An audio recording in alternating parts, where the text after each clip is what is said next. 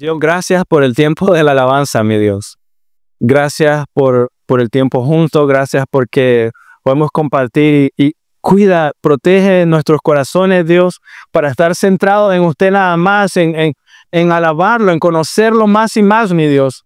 Le ruego por esta iglesia, Dios, le ruego por nuestros corazones. Líbranos de todo mal, Señor. Háganos crecer en unidad, Dios, en dependencia en usted, en gozo en usted, Señor. Que podamos proclamar, Señor, confesar su gloria, su supremacía en nuestras vidas, que usted no es dueño y soberano sobre nosotros, mi Dios.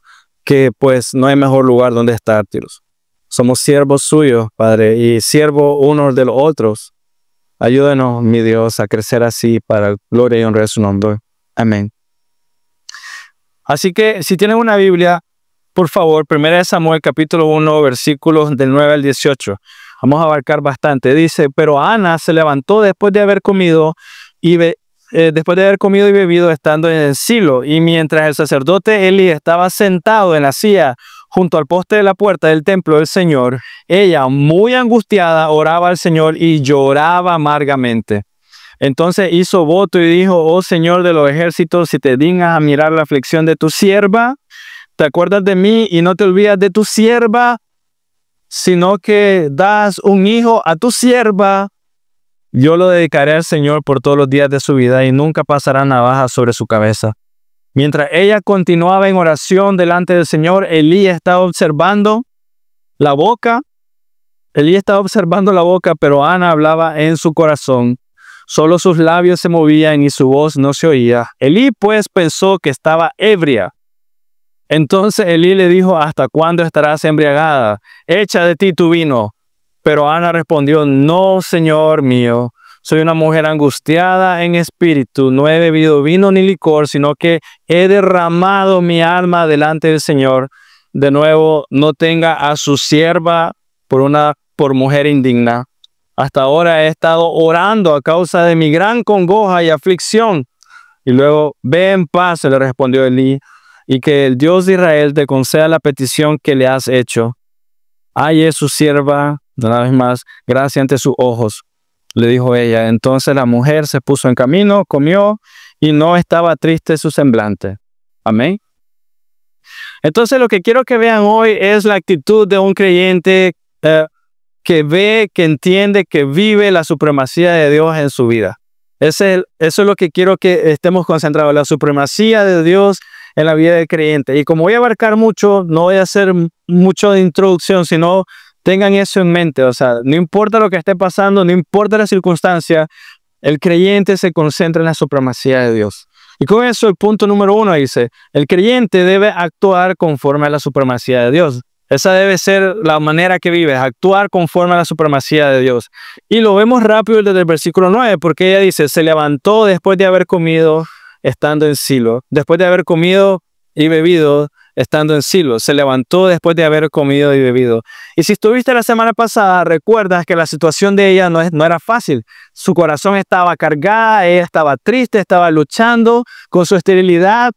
Según la cultura, una mujer estéril era una mujer aborrecida por Dios, pero mira lo que dice, se levantó después de haber comido y bebido estando en Silo. Eso significa que al final del día, a pesar de su sufrimiento, a pesar de su tristeza, a pesar de la carga, el peso que ella estaba sintiendo, a pesar de lo agobiada, de lo que estaba escuchando de Penina, ella en obediencia y fe comió y bebió.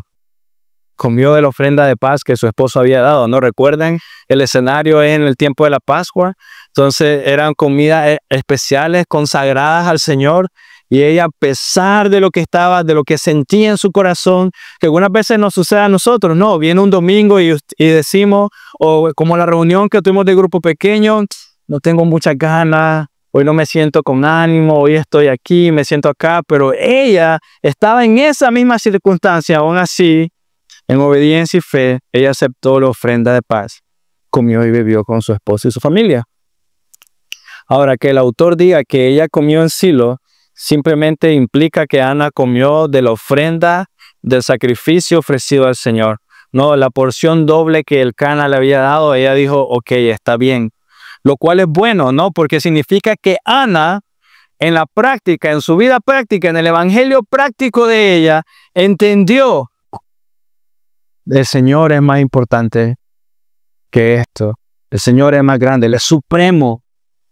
Ana actúa conforme a la supremacía de Dios y no según sus emociones. Eso es muy importante porque cualquiera de nosotros se nos quita el apetito, ¿no? Algunas veces estamos así cargados, tristes, o sea, como con muchos problemas en los hombros y llegó la hora del almuerzo. No sé si hombre les pase, la esposa ya hizo el almuerzo rico para todos y ya está el almuerzo, véngase para acá. Yo no siento ganas de nada. Y tal vez ella se siente triste porque te hizo algo especial y yo, no quiero. O viceversa, ¿no? Mujeres, algunas veces tal vez no quieres, pero Ana actúa conforme a la supremacía de Dios. O sea, Ana aprende en ese momento a no ceder a sus emociones, sino a confiar y actuar para el Señor. A lo mejor en su corazón al principio no quería, lo miramos la semana pasada, no tenía hambre, no quería comer, el Cana le ofreció lo más sagrado, lo más consagrado, ella no quiero, al principio no. Pero hermanos míos, si Ana no entregaba esta carga, estos sentimientos, este peso que ella tenía, si ella no entregaba todo eso al Señor, hermanos, la pregunta es, ¿a quién lo iba a hacer? ¿En quién iba ella a colocar todo lo que estaba sintiendo? ¿A quién tenía ella, no? Salmo 73:25 dice así: ¿a quién tenemos en los cielos sino a nuestro Dios? Ahora escucha, fuera de Él no tenemos nada. Fuera de Él,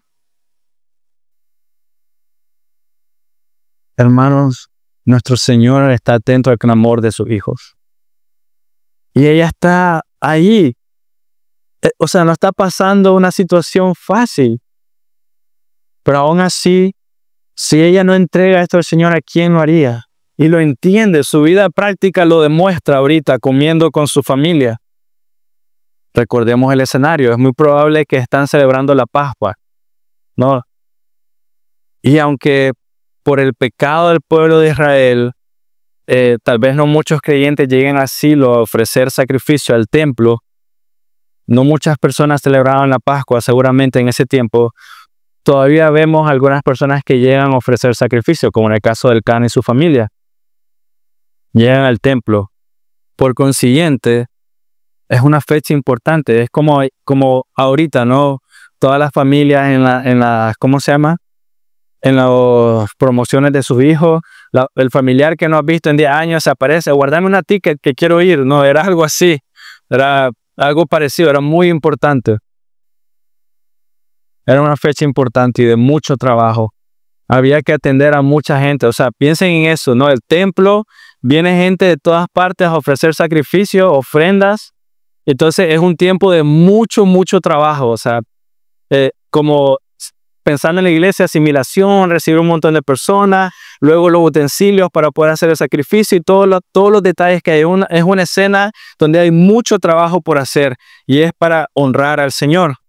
Ahora, Elí era el sumo sacerdote. Seguro que por ser el sumo sacerdote, él tenía muchas responsabilidades, ¿no? Era muy importante la manera que él servía al templo. Y él era el sumo sacerdote porque todavía llegaba gente al templo. Si no llegara nadie, entonces él seguramente no estaría ahí. Pero vemos que hay todavía movimiento, hay necesidad de un sumo sacerdote para interceder por los pecados del pueblo. Pero miremos la actitud de Elí. Hay algo que para mí resalta en lo que estamos leyendo. ¿Cómo estaba recibiendo Elí a las personas? ¿Cómo estaba él? Dice el versículo 9, sentado junto al poste de la puerta del templo. Sentado junto al poste de la puerta del templo. Y hay algunos que decían, y es cierto, que había un trono, no un trono, como un asiento especial para el sumo sacerdote. Pero cuando leo ese tipo de cosas, lo veo como una parte cotidiana de un día de celebración, ¿no? Como la gente llega al templo a celebrar. Pero el día de Pascua, que hay mucho trabajo, en mi mente o en mi ignorancia, digo yo, debe ser muy difícil estar sentado todo el día cuando hay mucho trabajo que hacer. O sea, me pongo en los zapatos de él y digo, como estar pendiente como sumo sacerdote de que todo salga en orden y que honremos al Señor todo, pero él estaba sentado junto al poste de la puerta del templo. Seguramente había muchas más cosas que él podía hacer que trayeran o que dieran honra al Señor, que exaltaran su nombre, pero aún así vemos a este hombre sentado. Y algunas veces tú puedes tener esa impresión. Mi esposa viene de una iglesia así, donde cada domingo él miraba al pastor principal sentado siempre, nunca estaba parado. O sea, pregúntenle después, pero a mí me da risa cuando ella comenta, siempre, ni en las prédicas, estaba enfrente y sentado y predicaban los diáconos. Y él como que, y yo digo, sentado siempre, todo el tiempo, no te ven trabajando, no te ven sirviendo. Era un día especial para estar delante de la presencia del Señor. Era un día especial para tener comunión con el Señor. Y esta es mi pregunta para ustedes. ¿Cuál debe ser nuestra actitud o nuestra posición si sabemos que vamos a la casa de Dios y que estaremos delante de la presencia de nuestro Señor? Si sabemos que estaremos delante de su presencia, alabando su nombre y sirviendo en su casa, ¿cuál debe ser nuestra actitud? ¿Sentados? ¿Debemos de estar sentados? Por supuesto que no. Amén. Siempre y cuando nuestro cuerpo lo permita o nuestras posibilidades físicas lo permitan, debemos de estar postrados, adorando, alzando nuestras manos, sirviendo. No sé, cualquier cosa menos sentado, actuando, hermanos, conforme a la supremacía de Dios, como Ana, ¿no? Comiendo, sirviendo, disfrutando. Creo que si todos nosotros estamos claros que cada domingo que estamos acá, aunque no necesariamente solo el domingo, pero si estamos claros que vamos a estar delante de la presencia de Dios, lo último que haremos es estar sentados. O sea, ¿te imaginas saber que viene el Señor y justamente nosotros tenemos unas columnas? Entonces, si estás así recostado, hola, Señor, o cualquier persona que venga, ¿no? Sería terrible. Mucho menos sentado, pensaría yo. El versículo 10 es importante porque nos da a entender el tipo de espiritualidad que tenía Elí, el sumo sacerdote, el tipo de ceguera espiritual, diría yo, que tenía Elí en el versículo 10, porque mira cómo la Biblia nos describe a Ana, dice, ella muy angustiada. Yo creería que todos nosotros, si vemos a alguien muy angustiada y que lloraba amargamente, imagínate tú que alguien ahorita de los que están aquí sentados, sea hombre o mujer, te mires una cara muy pesada y que esté sentado ahorita y que esté llorando amargamente, ¿qué harías tú? ¿Te apartarías y qué raro, qué le pasará? ¿Y te haces a un lado o te acercarías a la persona? ¿No? Espero que sea lo segundo, lo primero no. Pero mira a Elí. Si nosotros no somos capaces de percibir la supremacía de Dios y actuar conforme a ella, si no eres capaz de percibir lo supremo de Dios y postrarte y alabarlo, ¿no? Y estar en acción, entonces seguramente no seremos capaces de actuar correctamente con nuestros hermanos en la fe. Si somos incapaces de reaccionar ante la santidad de Dios, seguramente seremos incapaces de actuar correctamente ante nuestro hermano que está llorando amargamente. Y es interesante porque el esposo de Ana sabía que Ana estaba triste. ¿Por qué lloras, Ana? ¿No soy mejor yo que 10 hijos y dándole el doble de la porción, ¿no? Tratando de hacer algo para animarla? Año con año subían, alababan a Dios, a adorar, a comer, tener comunión con Él. Pero ahora vemos un contraste muy importante con Elí. El sumo sacerdote no es capaz de comprender la amargura y la tristeza, el llanto amargo de Ana. No es capaz. Más bien vemos más adelante que cree que está ebria. O sea, no ves la ceguera espiritual. Por eso cuando leo yo sentado, para mí como son luces rojas, ¿no? Si ves a alguien sentado sin hacer nada, sin actuar en la iglesia, son luces rojas, porque si no somos capaces de percibir la supremacía de Dios, no vamos a poder amar correctamente a nuestro hermano. Él estaba sentado, no fue capaz de entender la tristeza de Ana, más bien cree que está ebrio. Y esto a pesar que la Biblia misma nos dice llorando amargamente. Raro. Ves a alguien llorar amargamente y no haces absolutamente nada. Aunque no conozcas a esa persona, por lo menos le llevas un vaso de agua o algo por el estilo. Pero la insensibilidad hacia Dios también nos puede hacer insensibles ante los demás. Eso es algo que debemos de aprender. Ser insensibles ante la santidad y la supremacía de Dios nos puede hacer muy insensibles ante las necesidades de los demás. Nuestra falta de adoración a Dios, escucha, o sea, nuestra falta de aplaudir si quieres, ¿no? A mí siempre me da risa cuando alguien aplauda y nadie lo sigue, no se reprima, aplauda, sígalo. Pero nuestra falta de adoración a Dios, nuestra falta de entregar todo a Él puede hacer de nosotros ciegos ante las penas y necesidades de los demás. Nuestra falta de entregarnos por completo a Él limita mucho la manera de cómo vas a amar a alguien más y cómo vas a estar pendiente de alguien más. Elí muy probablemente estaba tan inmerso, tan concentrado en su propia vida, en su propia comodidad, que el cojín estuviera bien puesto, no sé, que ahora le era imposible reaccionar adecuadamente a lo que era obvio. Una mujer que estaba triste. Había una persona llorando frente a él y la Biblia dice amargamente, pero aún así no fue capaz de entender. Ciego. Pero el ánimo, hermano, y el consuelo para todos nosotros es que aunque tu pastor o el sumo sacerdote sea así, nunca va a ser el caso con nuestro Señor. Jamás. Sea el ánimo para nosotros. Por mayor que sea la tristeza que estés pasando o que estés experimentando justo en este momento, debes orar al Señor porque Dios siempre escucha. Y eso es lo que vamos a terminar viendo. Dios siempre escucha. Siempre. Y así Ana nos muestra la posición correcta de un adorador. Alguien que actúa conforme a la supremacía de Dios, no sus emociones. La situación de Ana no era fácil, estaba asustada. No, o sea, imagínate un regaño del sumo sacerdote, no ha de ser sencillo.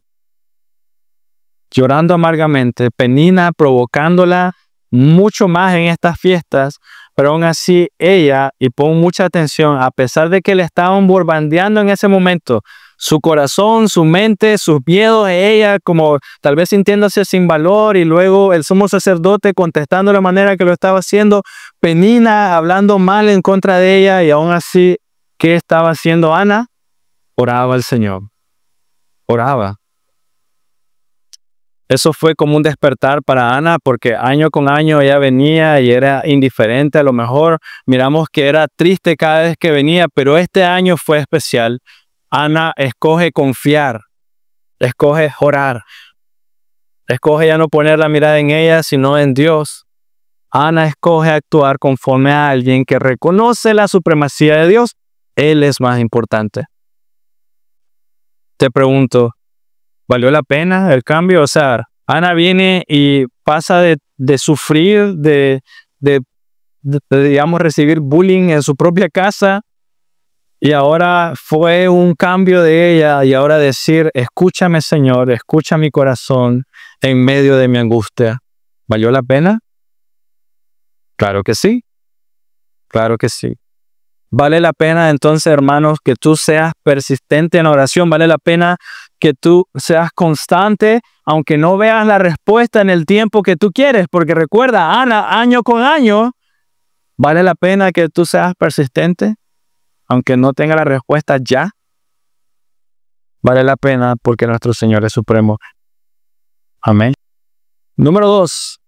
Confiesa en todo tiempo, el creyente confiesa en todo tiempo la supremacía de Dios. Y eso lo ves en la oración de Ana. Mira, en el versículo 11 Ana dice, Ana hizo un voto. Y esa palabra es muy importante porque siento que cuando leemos este tipo de frases, pensamos como la gente que hace hoy en día un trato con el Señor en la iglesia. No, voy a pactar con Dios, no es lo que normalmente se escucha. Y entonces cuando leemos esto, Ana hizo un voto, no quiero que pienses en esa manera, voy a hacer un pacto con Dios porque no es lo que está haciendo Ana. Cuando ella dice que está haciendo un voto, es muy diferente a lo que comúnmente viene a nuestra mente. Lo que quiero que pienses es un voto, piensa en votos matrimoniales. Eso es lo que quiero que lo compare, hizo un voto. ¿Y por qué votos matrimoniales? Porque los votos matrimoniales son diferentes, no son contratos de trabajo. Un voto matrimonial no es un contrato de trabajo. No le estás diciendo, si cumple estos requisitos vamos a estar casados, si no los cumples no. O sea, yo nunca he escuchado un voto en una boda que alguien venga y le diga a su esposa o viceversa, siempre y cuando haga esto vamos a seguir juntos hasta que la muerte nos separe. Jamás. Son unilaterales, ¿no? El hombre o la mujer viene y dice, prometo amarte y sí, respetarte en la salud, en la enfermedad. Bueno, eso ya lo dice la persona, pero ¿me explico? Yo jamás he escuchado un voto de un matrimonio que diga, bueno, este es el trato. No, no sucede. Entonces aquí Ana no está haciendo un trato con el Señor. No está manipulando para conseguir lo que quiere. Ana está haciendo una confesión pública de su amor a Dios, incluso en medio de su dolor y su amargura. Está confesando. Ana está confesando, ese es su voto. Ella está confesando en todo tiempo la supremacía de Dios. Y voy a explicar por qué. Miremos la oración de Ana. O sea, si estás en tu Biblia, Ana, la oración de ella comienza en el versículo 11 para que me puedas seguir. Miremos su oración. Ella inicia primero diciendo, oh Señor de los ejércitos. Y esa palabra es muy importante porque Ana reconoce la autoridad, confiesa la autoridad de Dios. Y si te vas a los libros de comentarios, vas a escuchar que en el capítulo 1 es la primera vez que al Señor se le dice de esta manera, Señor de los ejércitos celestiales. Es la primera vez en la Biblia que se registra ese nombre. Ella confiesa el poder, la supremacía de Dios. De hecho, o sea, es increíble porque comienza así, está triste y con amargura de corazón, pero comienza, oh Señor de los ejércitos. Él es más, ¿no? Luego sigue, si te dignas en mirar la aflicción de tu sierva, Ana confiesa que es solo por la misericordia de Dios que será liberada de su dolor. O sea, mira su corazón. Ella está diciendo, si una mirada ha de colocarse en alguien, ha de ser en Dios. Pero mi Señor, si te dignas en poner la mirada en mí, en tu sierva, te lo agradezco, mi Dios. Y aquí hay que hacer un paréntesis y preguntarnos, ¿por qué Ana ora? ¿Por qué está orando? Y la respuesta es muy sencilla. Cree en Dios. O sea, en medio de su dolor y su angustia que ha sufrido por años, cree en Dios. No solo viaja año con año a asilo con su esposo porque tiene que ir.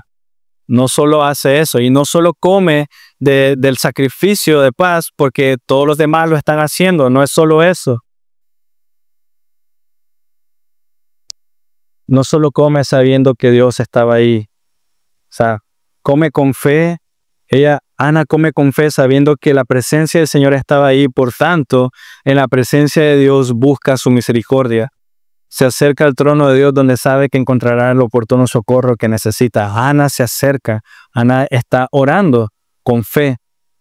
Y con eso debemos de ver, nunca oramos en vano. Aunque no recibas lo que necesitas, aunque el mundo se pueda estar cayendo, nunca oras en vano, nunca estás sirviendo en vano, nunca compartes un alimento en vano, nunca tenemos comunión con Dios en vano cuando lo hacemos con un corazón recto, jamás. Cuando lo hacemos con un corazón que confiesa y que actúa conforme a la supremacía de Dios, nunca nada de lo que hace es en vano porque el Señor está trabajando en el corazón. Y vamos a ver cómo, más adelante. 3. Confiesa y abre su corazón. Ana dice, me siento afligida. Oh Señor de los ejércitos, si te dignas a mirar tu aflicción a tu sierva, te acuerdas de mí y no te olvides de tu sierva, sino que das un hijo a tu sierva. Ella confiesa, me siento mal. Acuérdate de mí, por favor. 4. Tiene su identidad clara en quién es ella en Cristo. Ella sabe que es una sierva orando a su Señor. Lo repite 3 veces a Dios y luego a Elcana se lo dice también. Ella es una sierva. Todo creyente debe recordar entonces que no hay mejor lugar que estar delante de los pies de su Señor. Postrado ahí como un siervo, no hay mejor lugar. Y te voy a dar un ejemplo. ¿Recuerdas esta historia de Salomón con la reina de Sabá que viene y lo visita a Salomón? Ella cuando se va, cuando está con él y mira todo el esplendor del templo, del castillo donde está él y cómo lo atienden y todas estas cosas, ella dice en 1 Reyes 18, bienaventurados sus hombres y bienaventurados estos sus siervos que están delante de usted continuamente y oyen su sabiduría, dice la reina. Hermanos, mucho más si estamos delante de la presencia del Señor. Bienaventurados los siervos que están delante de Él y escuchan la sabiduría de Dios y viven para el Señor. Dios es el Rey soberano y supremo, no mis deseos. Eso es lo que nos está mostrando Ana hasta el momento. Dios es el Rey soberano y no mis deseos. Mucho mejor servirlo, confiar en Él, que hacer caso a este torpe corazón. Ana confiesa en todo tiempo la supremacía de Dios. Y eso también se ve en las últimas palabras, en la última parte de su voto. Porque mire qué interesante. Ella dice, si me das este hijo, nunca pasará navaja por su cabeza. Significa que Ana iba a apartar a su hijo para hacerse nazareo. Y si quieres leer de esto, Números capítulo 6, o puedes leer todo, yo solo te voy a dar como algo bien condensado. Pero ella estaba apartando a su hijo para el servicio de Dios para toda la vida. Y aquí quiero que vayan buscando Números capítulo 6, 5 y 6, por favor. Yo voy a leer otra parte, pero mientras tanto, ve buscando Números capítulo 6, versículos 5 y 6. Vamos a leer, te lo voy a explicar. Pero según la ley, es interesante. Ana está haciendo un voto para consagrar a su hijo al servicio del templo por el resto de su vida. Ten presente que el esposo de Ana no está ahí. O sea, Ana está diciendo a Dios un voto. Señor, si miras a tu sierva y me concedes un hijo, te lo voy a dar a ti para que te sirva por el resto de su vida. No está el esposo ahí. Y este es mi paréntesis, ¿no? Según la ley, Elcana, el esposo de Ana, podría anular el voto que está diciendo Ana. Números 30, del 6 al 8, dice así. Si ella se casa, si ella se casa mientras está bajo sus votos o bajo declaración imprudente de labios con que se ha atado y su marido se entera de ello y no le dice nada el día en que lo oye, entonces su voto permanecerá firme y las obligaciones que se ha impuesto serán firmes. ¿Qué quiere decir eso? Ella hace un voto y cuando el esposo se entera de ese voto, si el esposo dice, no, es una locura lo que dijiste, se anula. Pero cuando vemos que en ningún momento Elcana anula lo que dice Ana, ¿qué significa? Estás viendo la piedad de ambos. Tanto Ana como Elcana dijeron, ok, demos nuestro hijo al Señor para que sirva al Señor por toda su vida. Habla mucho de ambos. La oración de Ana también es un ejemplo intenso del deseo de las mujeres de poder tener un hijo, de tener, ¿no? De poder procrear. Pero notemos, y aquí ya viene el número 6, Ana no solo quería un hijo, no solo quería estar embarazada, quería un hijo varón. Y un hijo varón de un esposo que era levita significa que este hijo podía servir en el templo. Ella quería un hijo varón porque desde que estaba orando al Señor, Ana sabía que iba a entregar ese hijo al templo. No había escapatoria. O sea, ella sabía de un hijo varón para servirte por el resto de su vida. Y mira lo que eso significa. Número 6, ahora sí, versículos 5 y 6.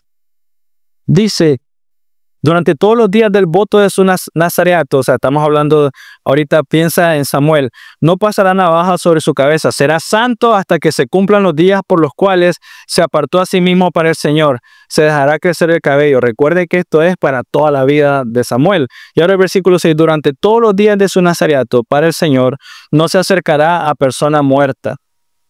¿Qué significa eso? Iba a morir Ana, iba a morir Elcana, y Samuel no iba a estar ahí. No lo iba a poder dar un beso de despedida, no iba a poder enterrarlos ni nada por el estilo. ¿Te das cuenta del corazón de esta mujer? Lo que estaba haciendo ahorita. O sea, estaba desesperada, cargada por un hijo, y en el momento que está orando al Señor no está pensando en ella, está pensando en Dios. Está pensando en honrar al Señor. Hay algo que hemos de reconocer con la actitud y el corazón de Ana que para mí es importante. Viendo esto desde un punto de vista diferente, si Ana no hubiera dado este voto, si ella no hubiera abierto su boca, si ella no hubiera hecho nada al respecto, pero si hubiera sido el plan de Dios usar a Samuel de la manera que lo usó, aunque Ana no hubiera dicho nada, Dios lo usa a Samuel, ¿sí o no? O sea, aunque ella no haya hecho el voto, Dios usa a Samuel en lo que quiere. Dios igual lo hubiera usado a él. Pero sin embargo, hermanos, sabemos que era el plan de Dios usar a Samuel para ordenar el reino y ordenar el sacerdocio. Y aunque Ana no lo hubiera hecho, Dios lo hubiera ocupado. Pero sin embargo, quiero que noten algo maravilloso que les debe dar mucha paz y tranquilidad a ustedes. A mí me llena de ánimo. Los deseos del creyente siempre se alinean con los planes de Dios. Porque piénsalo. Sería una locura que una madre venga y diga, voy a dar a mi hijo el templo. Y cuando yo muera no va a estar conmigo, ya lo sé. Y va a estar tan ocupada que a lo mejor no siempre me va a poder atender a mí, porque ahora va a estar con el rey y va a estar con va a ser el sumo sacerdote. Y lo increíble es de que los deseos de ella se alinean con los planes de Dios. Era el plan de Dios usar a Samuel de la forma que lo hizo. Pero al mismo tiempo vemos a esta mujer que no es forzada a entregar su hijo. ¿Me explico? No fue como que fue al templo y llorando amargamente porque el hijo que me dio Dios ahora ya no lo voy a volver a ver. Estaba gozosa. O sea, vemos a una mujer que decide hacer una muestra de piedad tan grande y esa muestra de piedad se alinea al plan de Dios para Samuel y la vida de ella. Así que entonces, hermanos, con esto yo aprendo, los hijos de Dios nunca son forzados a actuar en cierta forma. Nunca. O sea, los hijos de Dios no son forzados a comportarse o a planificar algo de cierta forma o decidir hacer algo de cierta manera, sino que los hijos de Dios gustosamente colocan su corazón en las manos de Dios y Dios escucha al mismo tiempo, coloca en ellos los planes y deseos que Dios ya tenía. O sea, Dios en su misericordia, y a mí me da risa porque uno va con tanto gozo, mira Señor, esto y esto y esto, voy a servirte, voy a amarte con todo el corazón, quiero entregar mi vida a ti, y Dios ya sabía, ya te había escogido, o sea, solamente te estás dando cuenta, pero tenemos el gozo de experimentarlo así, de alinearnos con Él. Es maravilloso, nuestros planes y deseos se alinean con Dios, y esta es la mejor parte, somos satisfechos en Dios por medio de ellos. No es algo forzado, no es como que, no sé, como cuando nos fuerzan a comer algo que no nos gusta, ¿no? No es como que comete lo que te va a gustar, o sea, no sé si les ha pasado que de niño tenía que sacar la cebolla o algo de la comida y cómaselo, que cuando no es así, nuestros planes y deseos se alinean con Dios y somos satisfechos en medio de ellos. Es maravilloso. Versículo 12 de 1 Samuel dice, mientras ella continuaba en oración delante del Señor, y me encanta, Ana termina de hacer sus votos y ella no es como que es una persona haciendo un trato, ¿no? Me pongo a pensar cuando estamos haciendo algún trato o algo por el estilo, bueno, estos son mis términos, revisáis y me avisás si te gusta y te vas. Pero Ana no. Ana sigue, da sus votos, comienza orando, comparte sus votos y sigue orando. O sea, es maravilloso. Sigue en oración. La oración entonces no es una herramienta para presentar una oferta de negocios al Señor. No lo es. No es algo para que le dejes al Señor y le digas al Señor y luego, bueno, cuando puedas me respondes. No es así. La oración es la oportunidad que tenemos, uno, de descargar nuestro corazón en Él, tener comunión constante con Él y deleitarnos en Él, seguir deleitándonos en Él. Ana estaba en oración, mira, y subraya eso si quieres, delante del Señor. Esa frase es como que si el autor de Samuel nos está diciendo a nosotros hoy, Dios escucha la oración de su hijo, persiste en ello, no pares, Dios te está escuchando, sigue, sigue, sigue, sigue. Y si sabes que Él escucha, así como Ana nos lo está mostrando a nosotros, entonces confiesa constantemente la supremacía de Dios, Señor de los ejércitos celestiales. Tu siervo, si te dignas en verme, si te dignas en enseñarme, por favor, quiero. 3. Proclama en oración la supremacía de Dios. Versículos 12 al 14, la parte B dice, Elí estaba observando la boca, pero Ana hablaba en su corazón. Solo sus labios se movían y su voz no se oía. Elí pues pensó que estaba ebria. Entonces Elí dijo, ¿hasta cuándo estarás embriagada? Echa de ti tu vino. O sea, recuerda, hay mucha gente pasando, ¿no? Y seguramente hay mucho ruido. Entonces este hombre dijo en voz alta a Ana, ¿por qué estás borracha? O algo así, en medio del templo del Señor. Todo lo que está haciendo Ana capta la atención de Elí. Y, o sea, tal vez Ana es la que menos ruido está haciendo en todo el templo. Y para el sumo sacerdote, Elí fue muy raro, porque lo normal para las personas que estaban orando en esos tiempos era como gritar y no sé si quieres, o sea, era muestras como bien visibles para orar, porque estabas en el templo del Señor y querías que te viera, querías ver que te viera el Señor, no asegurarte. Y Elí ve esto y él no fue capaz de comprender el dolor de Ana. Por otro lado, pareciera, por la manera como está escrito esto, pareciera que era normal para Elí ver a personas ebrias en el templo. O sea, porque piénsalo, imagina que estás en esos tiempos o aquí, no sé, y es un día de la celebración, una de las celebraciones más especiales que hay en el pueblo judío, ¿no? O sea, es de los tiempos más santos entre los santos que hay. Imagina que estás ahí, consagrándote a vos, tu familia y todas las cosas que hay que hacer. Y viniera alguien que está ebrio, obvio que está ebrio, se siente el olor. Y viene así a adorar al Señor, a estar delante de la presencia de esa manera y entregar sacrificio al Señor de esa manera. Te pregunto, ¿qué harías? ¿Qué harías? Probablemente pensaría yo que lo sacarías. Tal vez, no sé. Pero parece que Elí, para él era algo aceptable, pareciera. Y quiero que noten que la Biblia explica la oración de Ana. Mira esto, la Biblia dice algo muy bello sobre la oración de Ana. Ella habla en el corazón con su Señor. O sea, está explicando la oración, habla en el corazón con su Señor. Si ella habla en el corazón, ¿qué significa, hermanos? Mira la escena, está delante del templo de Dios, están haciendo sacrificio, miles de personas, supongamos. Y ella dice, estoy hablando con el Señor en mi corazón. ¿Qué significa? Ana sabía que su Señor estaba cerca. No tenía que hacer algo exagerado, entendió que Dios está más cerca de lo que ella pensaba. En medio de su dolor, entendió, Dios está más cerca de lo que yo creo, en mi corazón. Era una oración íntima y por tanto, aunque era en un lugar público, ella lo hacía en secreto y no necesitaba algo más. ¿Sabes dónde ves esto? No está en las pantallas, si me puedes acompañar, Mateo 6, 5 y 8. Mateo 6, 5 y 8.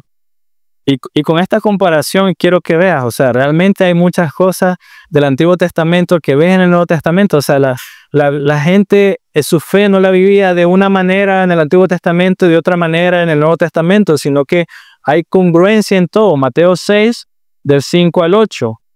Se los leo, dice, cuando ustedes oren, no sean como los hipócritas, porque a ellos les gusta ponerse en pie y orar en las sinagogas. Es lo que está pasando ahorita. Y orar en las sinagogas y en las esquinas de las calles para ser vistos por los hombres. En verdad les digo que ya han recibido su recompensa, pero tú cuando ores, entra en tu aposento y cuando hayas cerrado la puerta, ora a tu Padre que está en secreto y tu Padre que ve en lo secreto te recompensará. Y al orar, No usen ustedes repeticiones sin sentido como los gentiles, porque ellos se imaginan que serán oídos por sus palabrerías. Por tanto, no se hagan semejantes a ellos, porque su Padre sabe lo que ustedes necesitan antes de que ustedes lo pidan. Es como que Ana supiera eso antes que lo escribiera. Es una buena manera de animarnos a orar, ¿no creen? ¿Cómo termina Mateo 6 y ver a Ana? Porque su Padre sabe lo que ustedes necesitan antes de que lo pidan. Y aún así, el versículo 5 dice, cuando ustedes oren, Dios espera eso. Dios espera que tú ores. Dios espera que tú vayas y en tu corazón, Señor, tener comunión, hablar con Dios en tu corazón. Así el Señor está de cerca de su Hijo, en su corazón. No son ritos y oraciones las que debemos de buscar, no son ceremonias especiales, aunque claro, es bonito idear algo, pero no son ceremonias especiales donde porque es especial Dios te va a escuchar más. No es así, sino que lo que debemos de buscar es lo siguiente: reunirnos con el deseo genuino de abrir nuestro corazón a Dios y hablar con Él en el corazón, proclamando su supremacía. Eso debe ser. No de la reunión especial aquí esto, reunirnos con el deseo de abrir tu corazón, de tener comunión, de proclamar, confesar su supremacía. Otro lugar, esto sí va a estar en sus pantallas, dice, mira, el sacrificio de los impíos es abominación para el Señor. Venir y ofrecer sacrificio de un pecador es abominación. Mira la palabra fuerte. Pero la oración de los rectos es su deleite. La oración de su Hijo es su deleite. Deleite del Señor. Qué buen ánimo, ¿no? Para poder venir y orar juntos. La oración de sus rectos es deleite para Él. Y ahora veamos la respuesta de Elí. Veamos la respuesta de Ana hacia Elí. Ya sabemos que Elí y su hijo eran hombres perversos y malos, no estaban haciendo un buen trabajo. Y Ana seguramente luchó en su corazón para regresar al templo, no sé, y hacer lo que ella está haciendo, una batalla de fe seguramente dentro de ella.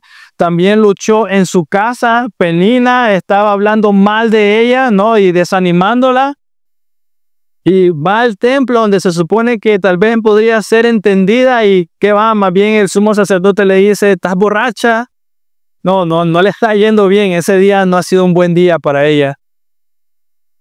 Pero aún así, mira la respuesta de Ana. Mira, no le ha ido nada bien. Salió de su casa, caminó de donde estaba hasta Silo, en el desierto, no sé, incómodo, mucho calor. Iba con hambre porque iba, no sé, desanimada. Una mujer hablando mal de él. No encontraba ánimo en ningún lado. El sacerdote hablándole mal. Y aún así, mira la respuesta cuando este hombre le dice que está ebria. Esa es la respuesta de un creyente que ha pasado en comunión con Dios y oración con Él, que sabe que su Dios es supremo y que ella tiene el privilegio de ser su sierva. O sea, este es, ¿cómo decirlo? El evangelio práctico de Ana. Mira cómo responde ante las palabras del libro. Versículo 15 y 16. No, Señor mío. O sea, si hubiera sido una mujer en estos tiempos, no sé, o cualquiera de nosotros, estás loco o algo así. O sea, ¿qué estás diciendo? Me estás difamando, pero no, Señor mío. Y luego mira lo que dice. Soy una mujer angustiada en espíritu. No he bebido vino ni licor, sino que, una vez más, he derramado mi alma delante del Señor. No tenga, y mira, a su sierva por una mujer indigna. Hasta ahora he estado orando a causa de mi gran congoja y aflicción. Esa es la respuesta de un creyente que ha pasado en comunión y oración con Dios. Una vez más entonces, Ana confiesa su corazón, reconoce su condición de sierva y proclama su fe en Dios, en el Dios supremo. Y ahora mira la respuesta que da Elí a Ana. El hombre comienza hablando mal, o sea, comienza como juzgándola a ella y sin ver también que la mujer está triste. Pero después de la respuesta de Ana, después de esta mujer contestando de la manera que hizo, mira el cambio de semblante de Elí. O sea, se nota, es obvio. Cuando leamos los versículos 17 y 18, Es obvio el cambio de semblante en él. Otro hombre cambió. No creo que lo que leemos en los versículos 17 y 18 haya sido por quedar bien con Ana, sino que la respuesta de ella hizo que él reaccionara. Incluso, si pudiéramos decirlo, hizo que su ceguera espiritual ya no fuera así. Ahora sus ojos fueron abiertos a las palabras de Ana, a su espíritu. Proverbios 15:4 dice: la lengua apacible es árbol de vida. La lengua perversa daña el espíritu. Y me da la impresión que con la respuesta de Ana, este hombre reaccionó. Se dio cuenta de su ceguera, se dio cuenta de cómo estaba él. De nuevo, la respuesta apacible es árbol de vida. Entonces, así, hermanos, quiero terminar con ustedes. Versículos 17 y 18, la respuesta de Elí. Ve en paz, le respondió Elí. Ahora ya sabe él, ¿no? Y que el Dios de Israel te conceda la petición que le has hecho. Y luego ella responde: halle su sierva gracia ante sus ojos. Le dijo ella. Entonces la mujer se puso en camino, comió, y ya no estaba triste su semblante. Esas últimas palabras en el versículo 18 son retadoras para nosotros. Ella confiesa la supremacía de Dios en los versículos 17 y 18. Ella nos está enseñando que el creyente, Ana nos está enseñando que el creyente no es moldeado por sus circunstancias, sino que el creyente es moldeado por su fe en el Señor. ¿Cómo te das cuenta que Ana creyó en el Señor? Versículo 18. Se puso en camino, comió y ya no estaba triste su semblante. Hermanos, sin fe es imposible agradar a Dios. Amén. O sea que todo lo contrario, sin fe, con razón, sufrimos tristeza y aflicciones. Ana se fue y comió lo que quedaba. O sea, yo me imagino, después de escuchar vete en paz, que el Señor de Israel conceda la petición de tu corazón. Como, ¿saben, no? Como, gracias, Señor. Gracias por escuchar a tu sierva. Porque es cierto, en medio de tanta gente, el sumo sacerdote viene y se fijó en ella y era como Dios respondiendo. Ana regresó y se comió, arrasó probablemente su doble porción. Tal vez estaba Penina ahí. Mira, Penina, mírame comer. Mira qué rico, cómo lo disfruto. Su semblante ya no estaba triste, ya no estaba como antes. Ya no había señales en ella de enojo o lo que sea, sino que se veía agradable, alegre. ¿Qué había sucedido? ¿Por qué el cambio? ¿Dónde vino esa felicidad? Ella había encomendado su vida a Dios, había encomendado su caso a Dios mediante la oración y se lo dejó a Él. Confió en eso y ahora ya no estaba cargada al respecto, ahora su carga la había entregado. Y esto es muy importante porque ella había orado seguramente por sí misma antes, ¿no? Ella había orado para ella y ella creía que Dios le daría misericordia por lo que había orado. O sea, eso había pasado. Y hermanos, la oración es un alivio por el corazón de un alma cargada. Amén. Filipenses 4:6 dice eso, y 7. Léanlo, véanlo, pero lo dice. O sea, entregar todo al Señor y con acción de gracias, no. La oración es un alivio por el corazón de una alma cargada. Ella comió y su rostro ya no estaba triste, y eso es un hermoso ejemplo de la influencia tranquilizadora real de la oración.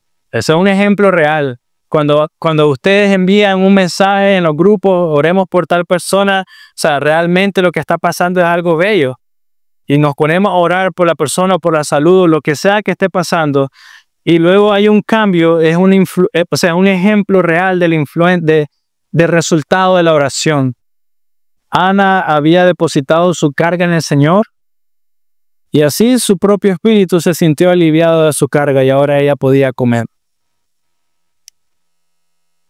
¿Saben por qué es importante tener un corazón de siervo? O sea, ser humilde en la oración. Porque un corazón orgulloso no puede hallar descanso en la supremacía de Dios. Nunca. Y te lo explico. Si tú eres lo más importante, si no hay un corazón de siervo, si tus deseos son lo más importantes, si el mundo gira alrededor tuyo y no alrededor del Señor, tú eres lo más importante. Entonces regresamos al inicio de la prédica. ¿A quién vas a ir si tú eres Dios? ¿Quién va a llevarse la carga si tú eres lo más grande?